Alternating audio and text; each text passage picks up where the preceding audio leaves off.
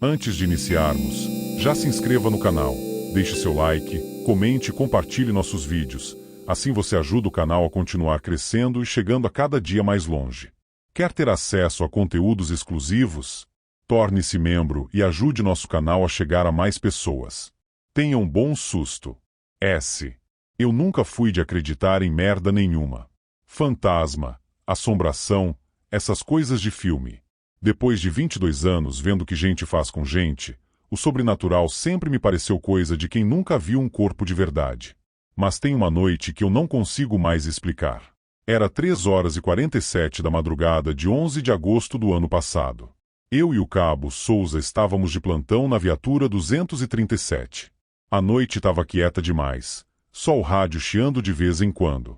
Aí veio a chamada: distúrbio doméstico na Rua das Acácias 47. Vizinha relatando gritos e barulho de móveis quebrando. Mulher gritando por ajuda.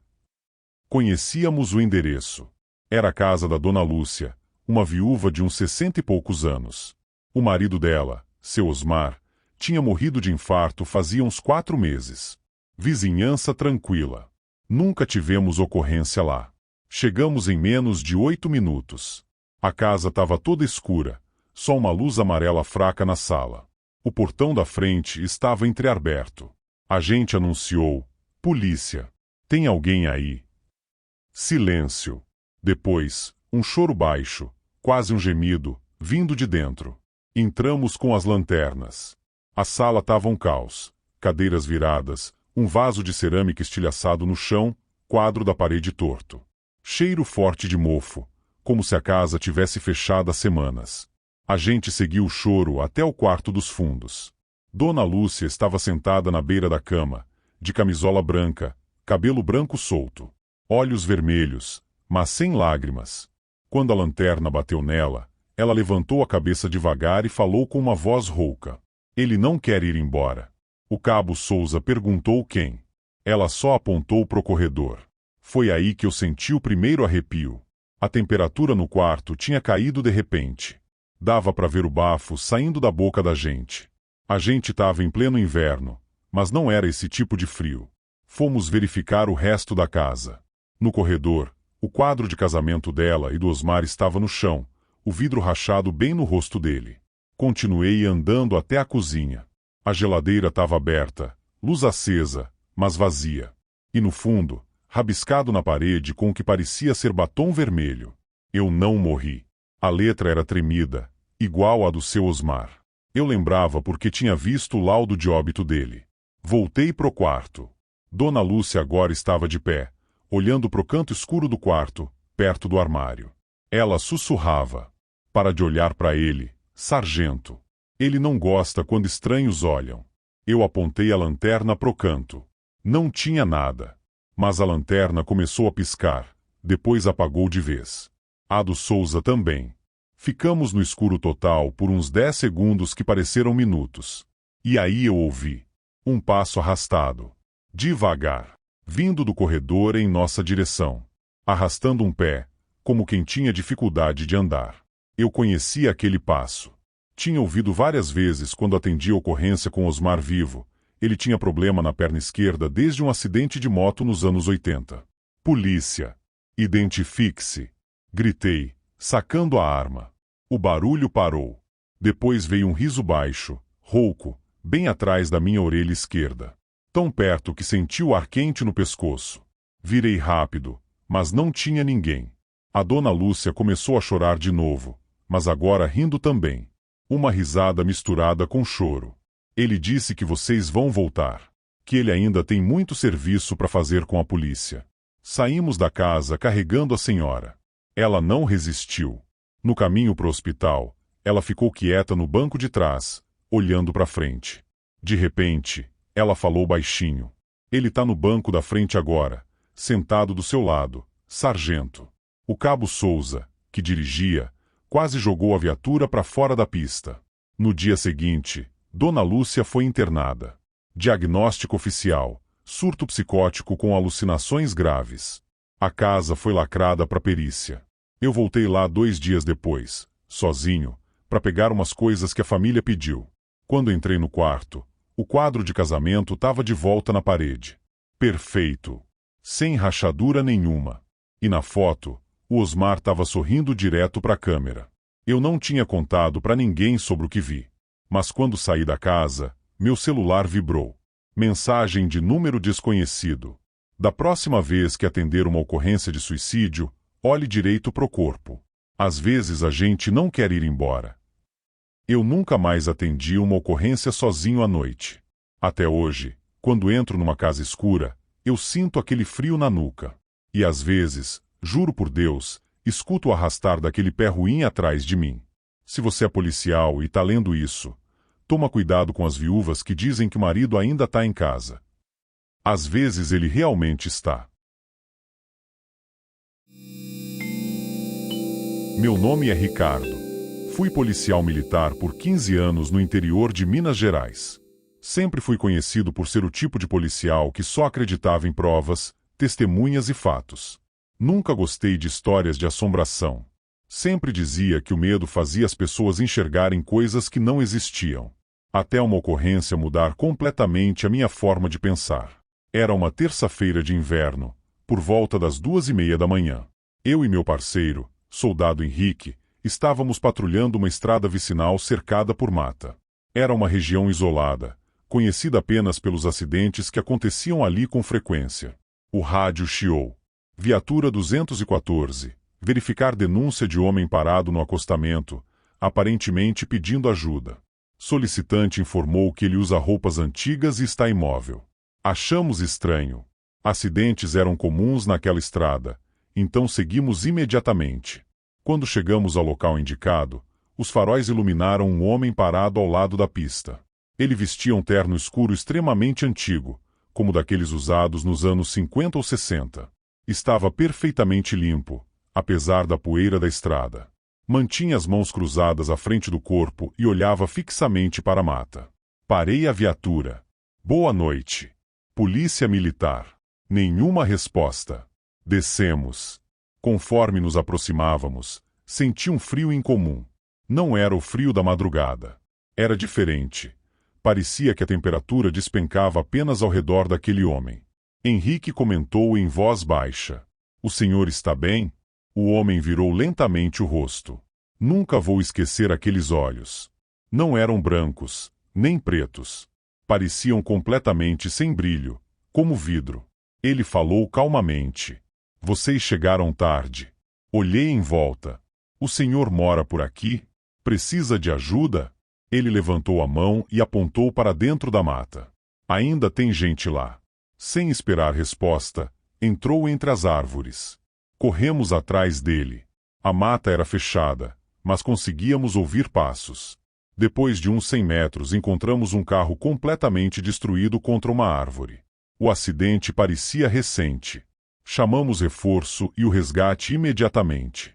Dentro do veículo havia um casal inconsciente e uma criança presa na cadeirinha. Os bombeiros disseram depois que, se demorássemos mais 10 minutos, provavelmente ninguém sobreviveria. Enquanto os socorristas trabalhavam, perguntei aos curiosos que começaram a aparecer. Viram um homem de terno entrar na mata? Todos responderam que não. Henrique confirmou. Eu vi. Você também viu. Voltamos exatamente ao ponto onde ele havia desaparecido. Nenhum rastro. Nenhuma pegada. Nada.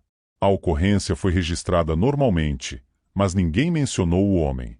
Nem eu. Nem Henrique. Parecia absurdo demais. 2 dias depois resolvi pesquisar acidentes antigos naquela estrada. Encontrei uma notícia de jornal de 1964.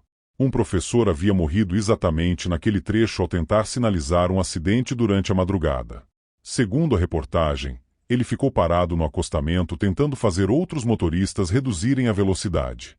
Foi atropelado antes da chegada do socorro. A fotografia da matéria fez meu estômago gelar. Era exatamente o homem que vimos. Mesmo terno. Mesmo cabelo penteado para trás. Mesmo rosto. Mostrei a foto para Henrique. Ele ficou completamente pálido. É ele. Decidimos visitar um senhor aposentado que havia trabalhado décadas naquela região. Sem mostrarmos a fotografia, perguntamos apenas: O senhor já ouviu alguma história daquela estrada? Ele respondeu imediatamente. Ah, o homem do terno. Senti um arrepio. O idoso continuou. Meu pai dizia que, quando alguém vai morrer naquele trecho, um homem aparece tentando avisar. Alguns escutam. Outros não. Não contei o que tínhamos vivido. Apenas agradeci e fomos embora. Pensei que nunca mais pisaria naquela estrada. Mas alguns meses depois fui escalado novamente.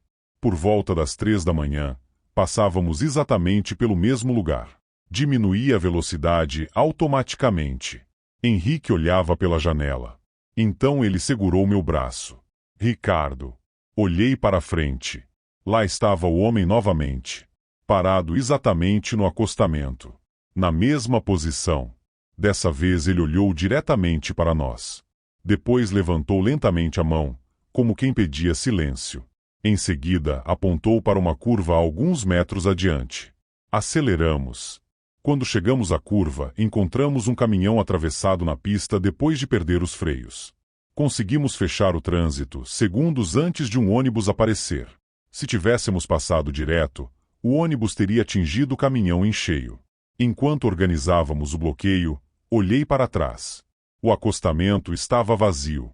Na manhã seguinte procurei imagens das câmeras da rodovia, administradas por uma empresa próxima. As gravações mostravam nossa viatura diminuindo a velocidade exatamente onde vimos o homem. Eu e Henrique descíamos os olhos como se estivéssemos conversando com alguém. Mas, nas imagens, não havia ninguém parado na estrada. Nem uma sombra. Nem um vulto. Só nós dois olhando para o vazio. Até hoje não sei explicar o que aconteceu. Já atendi homicídios, acidentes terríveis, confrontos armados e situações que poucos imaginam. Mas nada me marcou tanto quanto aquele homem. Nunca contei essa história oficialmente. Porque nenhum relatório aceita um detalhe desses. Só sei de uma coisa. Sempre que patrulho aquela estrada durante a madrugada, eu reduzo a velocidade. Porque, se algum dia eu voltar a encontrar aquele homem de terno esperando no acostamento, vou acreditar que alguém, em algum lugar da curva seguinte, ainda pode ser salvo. Quem veste esta farda por mais de 10 anos perde a capacidade de se impressionar fácil. Meu nome é Dias, sou sargento da Polícia Militar e já vi o pior do ser humano: o efeito das drogas, a violência crua das ruas e a miséria absoluta. Para nós, o perigo sempre teve CPF, rosto e usava armas de fogo ou facas. Eu era o tipo de policial cético, que ria de histórias de assombração contadas em fim de plantão. Isso mudou em março de 2026, durante um patrulhamento noturno em um setor industrial quase abandonado na periferia da cidade. Passava das 3h40 da madrugada. A névoa estava baixa e a visibilidade era péssima. Eu e meu parceiro, o soldado Neto, estávamos terminando o turno quando o rádio da viatura cobrou. Copom para a viatura 402. Recebemos um chamado de invasão de propriedade na antiga tecelagem da Rua Industrial, número 45. O solicitante relatou barulho de passos e vidros quebrando no segundo andar. Ciente. Respondemos com o padrão, ciente, Copom. Viatura QAP, deslocando para o local. O detalhe que o operador não mencionou, mas que nós sabíamos, era que aquela fábrica estava lacrada e abandonada há mais de 20 anos, desde que um incêndio trágico matou o vigia noturno na década de 90. Chegamos com as luzes apagadas, giroflex desligado, para não alertar possíveis usuários de drogas ou invasores. O portão principal de ferro estava acorrentado, mas a porta lateral de serviço havia sido arrombada recentemente. Sacamos nossas pistolas e acendemos as lanternas táticas acopladas sob o cano. O procedimento é padrão, progressão lenta, cobrindo os ângulos um do outro. O ambiente. O chão estava coberto por uma camada espessa de poeira, vidros quebrados e ferragens retorcidas pelo incêndio antigo. A incongruência. O operador do Copom disse que o chamado veio de um telefone fixo daquela instalação. Mas não havia fiação elétrica ou telefônica ativa ali há 2 décadas. Subimos a escadaria de concreto que levava ao antigo setor administrativo. O silêncio era interrompido apenas pelo som das nossas botas esmagando os estilhaços no chão. Quando alcançamos o corredor do segundo andar, O ar ficou subitamente tão frio que o nosso hálito começou a condensar em vapor. Foi aí que o meu rádio HT, preso ao colete, começou a chiar. Não era a frequência limpa do Copom. Era uma estática pesada, cheia de ruído de fundo, como se alguém estivesse transmitindo debaixo de uma tempestade. Uma voz masculina, rouca e ofegante, saiu pelo alto-falante. Eles estão no segundo andar, corredor oeste. Estão vindo com luzes nos olhos. Por favor, me tira daqui. Olhei para o neto. O rosto dele estava pálido. Aquela voz estava descrevendo a nossa posição em tempo real. Tirei o HT do colete e apertei o PTT para falar. Aqui é o Sargento Dias. Quem está na linha? Identifique-se e saia com as mãos na cabeça. A resposta veio imediata, mas não pelo rádio. O som veio do final do corredor escuro, ecoando nas paredes vazias. Com as mãos na cabeça. Apontamos as duas lanternas para o final do corredor. A luz cortou a poeira em suspensão e revelou uma silhueta no fundo da sala da antiga diretoria. Era um homem alto, vestindo o uniforme azul de vigia noturno, típico dos anos 90. Ele estava de costas para nós. Polícia! Fique parado e levante as mãos. Gritou Neto, com a voz visivelmente trêmula. A figura não se mexeu. Lentamente, ela começou a se virar. Conforme o feixe das nossas lanternas focava no rosto do indivíduo, o meu instinto de sobrevivência gritou para eu puxar o gatilho, mas o meu cérebro simplesmente congelou. Aquele homem não tinha feições humanas saudáveis. A pele dele era feita de cinzas e fuligem, descascando como papel queimado. Onde deveriam estar os olhos, havia apenas duas brasas alaranjadas que brilhavam fracamente no escuro. As roupas dele fumegavam, soltando pequenos filetes de fumaça cinzenta que subiam em direção ao teto. O pior foi o som. Ele abriu a boca, uma cavidade preta e seca, e o som que saiu dali foi o estalar violento de madeira e metal pegando fogo, misturado com um grito abafado de agonia. Não houve ordem de retirada. Foi puramente consensual entre parceiros de farda. Demos passos firmes para trás, mantendo as armas apontadas, até alcançarmos a escadaria. A figura deu um passo à frente, e o rádio na minha lapela disparou a gritar o som de uma sirene de incêndio antiga, daquelas mecânicas, em um volume ensurdecedor. Descemos os degraus quase correndo, saímos pela porta de serviço e entramos na viatura. Arrancamos dali com os pneus cantando no asfalto úmido. Paramos a 2 quadras de distância, sob a luz de um poste público. O rádio voltou ao normal instantaneamente, com a voz limpa da operadora central. Viatura 402, alguma alteração no local? Respirei fundo, olhei para o Neto, que limpava o suor frio da testa, e respondi ao microfone. Copom, local averiguado. Imóvel abandonado e trancado. Sem vestígios de invasão ou crime. Retornando ao patrulhamento. Escrevemos o boletim de ocorrência exatamente assim, como uma averiguação de rotina sem alteração. Se você relata a verdade em um caso desses, a corregedoria te afasta por problemas psicológicos no dia seguinte.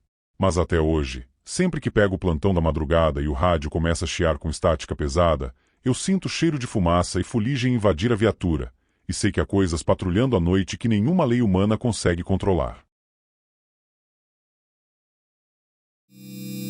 Eu juro por tudo que é mais sagrado que isso aconteceu. Não sou de contar história, nem de ficar falando dessas coisas. Mas desde aquela madrugada de março de 2024, eu durmo com a luz acesa. Era uma terça-feira bem calma na rodovia MG 050, trecho entre Itaúna e Divinópolis. Eu estava sozinho na viatura, turno da madrugada. Por volta das 2h20, veio a chamada pelo rádio. Acidente com vítima na altura do quilômetros 87. Motorista relatou que atropelou uma pessoa que atravessou a pista de repente. A vítima estaria caída no acostamento. Cheguei em menos de 10 minutos. A noite estava limpa, lua cheia, visibilidade boa. O carro envolvido era um Gol prata parado no acostamento com pisca-alerta ligado. Um homem de uns 40 anos, bem nervoso, veio andando na minha direção. Cabo, eu juro que não vi ela. Ela apareceu do nada. Tava toda de branco, atravessando a pista correndo. Olhei pro asfalto. Não tinha marca de frenagem forte, nem sangue. Nada. Iluminei o acostamento com a lanterna. Zero sinal de corpo. Nem sinal de que alguém tinha sido arrastado. Perguntei pro homem. Tem certeza que acertou alguém? Certeza absoluta. Eu senti o baque. Ela voou pro lado do mato. Fomos os dois procurar. Nada. Nem um chinelo, nem cabelo, nem gota de sangue. O cara começou a chorar, dizendo que não era louco. Eu pedi reforço e comecei a vasculhar o matagal baixo ao lado da pista. Foi aí que eu vi. A uns 15 metros, dentro do mato, uma luz fraca, como de vela. Aproximei devagar, mão na pistola. Era uma mulher. Vestido branco simples, longo, cabelo preto liso até a cintura. Ela estava de costas, ajoelhada, como se rezasse. Senhora, a senhora está bem? Chamei. Ela virou o rosto devagar. Era jovem, uns 25 anos no máximo. Pele muito pálida. Olhos. Os olhos não refletiam a luz da minha lanterna. Pareciam 2 buracos pretos. Ele me deixou aqui, ela falou, com uma voz baixa e rouca, como se tivesse gritado muito antes. Quem te deixou? A senhora se machucou? Ela sorriu. Um sorriso triste, quase maternal. Vocês sempre perguntam a mesma coisa. Eu senti um calafrio forte. O ar ficou gelado de repente, mesmo sendo uma noite quente de março. Chamei ela de novo para sair do mato. Quando dei mais um passo, ela simplesmente sumiu. Não correu. Não se levantou. Sumiu como se alguém tivesse apagado uma imagem. Voltei correndo pro acostamento. O motorista do Gol ainda estava lá, tremendo. Cabo, tem alguém atrás de você. Eu virei. A mulher estava parada no meio da pista, uns 30 metros atrás da viatura. O mesmo vestido branco, olhando pra gente. Peguei o rádio para pedir apoio. Quando olhei de novo, ela tinha atravessado metade da distância. Sem fazer barulho. Sem mexer as pernas direito. Só. Chegava mais perto. O motorista gritou e entrou no carro. Eu saquei a arma e mandei ela parar. Ela parou. E então falou, alto o suficiente para eu escutar. Diz para ele que a Juliana perdoa. Mas ele não vai escapar da curva do rio. Depois ela virou e caminhou pro meio do mato. Dessa vez eu vi as pernas dela se movendo, mas os pés não tocavam o chão. Flutuavam uns centímetros acima da grama. Reforço chegou 15 minutos depois. A gente vasculhou tudo. Nada. Nenhum registro de acidente antigo naquele trecho com vítima chamada Juliana. Mas quando eu cheguei na delegacia e pesquisei no sistema, achei um BO de 2019. Juliana Santos, 26 anos, desaparecida após briga com o namorado. O corpo nunca foi encontrado. O namorado disse que ela tinha saído andando pela rodovia depois de uma discussão. A discussão aconteceu exatamente no quilômetros 87. O motorista do Gol? Descobri depois que o nome dele era Lucas. Namorado dela na época do desaparecimento. Ele nunca mais foi o mesmo. Eu também não. Até hoje, quando passo naquele trecho à noite, eu reduzo a velocidade. Às vezes, vejo um vulto branco no retrovisor por um segundo. E sempre sinto aquele mesmo frio. Se você for policial e pegar uma ocorrência de pedestre atropelado sem vítima, preste atenção no nome da pessoa que o motorista diz ter visto. Às vezes ela ainda está esperando alguém assumir o que fez. Meu nome é André. Trabalhei como policial militar por quase 18 anos.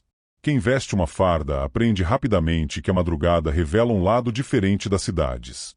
Enquanto a maioria dorme, nós vemos acidentes, crimes, brigas e situações que poucas pessoas imaginam. Mas existe uma ocorrência que nunca apareceu em relatório nenhum. Até hoje, só conto essa história para pessoas em quem realmente confio.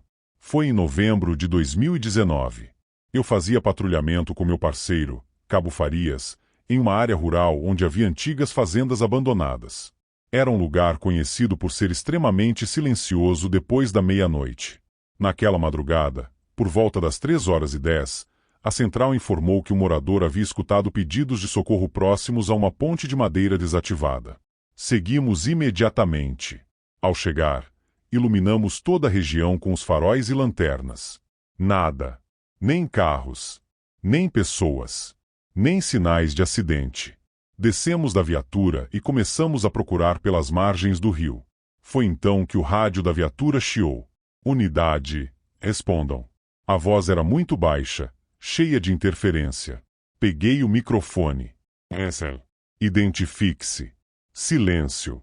Depois de alguns segundos, a mesma voz voltou. Não atravessem a ponte.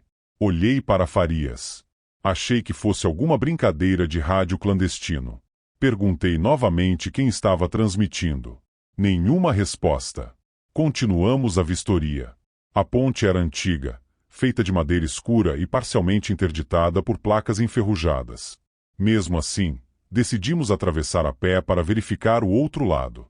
Quando demos os primeiros passos, o rádio voltou a chiar. Dessa vez a voz parecia desesperada. Voltem, agora. Farias me olhou.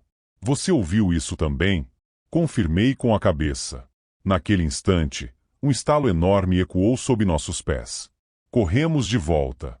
Assim que alcançamos a margem, a parte central da ponte desabou completamente dentro do rio. Ficamos imóveis. Se tivéssemos caminhado mais 10 segundos, teríamos caído junto. Chamamos apoio para isolar a área. Enquanto aguardávamos, tentei descobrir qual viatura havia transmitido aquele aviso. A central respondeu algo estranho. Nenhuma outra equipe estava operando naquele canal. Pensei que pudesse ter sido alguma interferência. No dia seguinte, pedi ao operador que recuperasse a gravação das comunicações daquela madrugada. Ele me chamou algumas horas depois. Tem uma coisa estranha nisso. Na gravação apareciam todas as conversas da noite. Mas, exatamente nos momentos em que ouvimos os avisos, só havia estática. Nenhuma voz. Nem sequer um ruído parecido com palavras. Achei que fosse defeito no sistema. Até que aconteceu novamente. Cerca de 3 meses depois. Recebemos um chamado de disparos em uma antiga fábrica desativada. Seguimos em alta velocidade.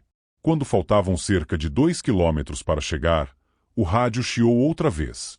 Reconheci imediatamente aquela voz. Calma. Grave. Como se estivesse muito distante. Não entrem pela frente. Meu coração disparou. Farias ficou branco. Diminuí a velocidade. Resolvemos contornar o terreno pelos fundos. Enquanto cercávamos o galpão, ouvimos vários estampidos vindos da entrada principal. Mais tarde descobrimos que um grupo de criminosos havia preparado uma emboscada justamente para quem chegasse pelo portão da frente. Nenhum policial ficou ferido porque mudamos a rota. Na delegacia, todos elogiaram nossa decisão. Perguntaram como tivemos a ideia. Mentimos. Dissemos que era apenas procedimento operacional. Nunca contamos sobre a voz. Algumas semanas depois, procurei um antigo técnico aposentado responsável pela manutenção dos rádios da corporação. Contei apenas que havia escutado transmissões sem identificação. Ele ficou em silêncio por alguns segundos. Depois perguntou. Era uma voz calma. Assenti. Parecia saber exatamente o que ia acontecer. Novamente respondi que sim. O homem respirou fundo. Você não é o primeiro policial que me conta isso. Meu corpo inteiro arrepiou. Ele abriu uma gaveta e retirou uma fotografia antiga. Nela aparecia uma equipe da Polícia Militar dos anos 1980. Apontando para um dos policiais, ele disse: esse sargento morreu durante uma ocorrência porque a ponte onde ele estava cedeu. Diziam que ele sempre falava no rádio antes de qualquer operação para alertar a equipe. Olhei para a foto. A expressão do homem parecia estranhamente familiar. Anos depois, já perto da minha aposentadoria, passei novamente pela mesma ponte. Ela havia sido reconstruída. Parei a viatura por alguns minutos. O rádio permaneceu completamente silencioso. Quando já estava saindo, um chiado muito baixo surgiu no alto-falante. Quase imperceptível. Então ouvi apenas 4 palavras. Boa patrulha. Podem seguir. Olhei imediatamente para Farias. Ele estava me encarando. Sem dizer nada. Porque ele também tinha ouvido. Liguei a viatura. Engatei a primeira marcha. E fui embora sem olhar para trás. Até hoje, quando o rádio chia de maneira diferente durante uma ocorrência, sinto mesmo frio na espinha.